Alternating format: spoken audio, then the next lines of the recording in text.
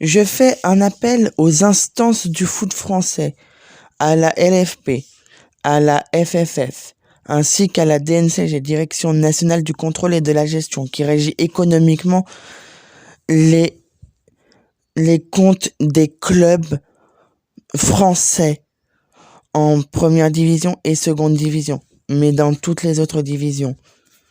Combien de clubs du patrimoine du football français allez-vous laisser mourir économiquement, puis sportivement, avant d'accepter une refonte d'un modèle qui se meurt, qui ne voit plus que des faillites sportives?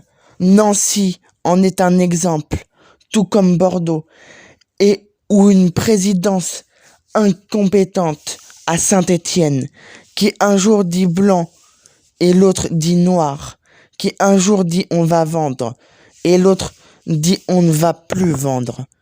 Combien de clubs comme cela allez-vous laisser partir au mépris de l'histoire de notre football français, du patrimoine, de celle qu'on a enseignée à des générations?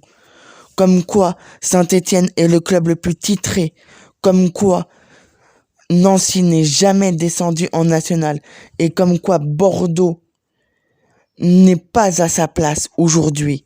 Économiquement, 2 de ces 3 clubs sont plus viables. Il s'agit de Nancy et de Bordeaux. Mais qu'allez-vous faire quand des offres de potentiels repreneurs vont paraître, les accepter malheureusement, au mépris d'un regard sérieux sur les choses, d'un regard réellement économique?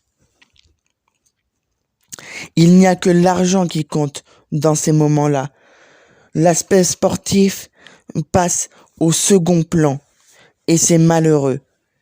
Aujourd'hui, cette histoire construite par Bordeaux, Saint-Étienne et Nancy dans les championnats de France de Ligue 1 et Ligue 2 s'apprête à s'écrire d'une autre manière.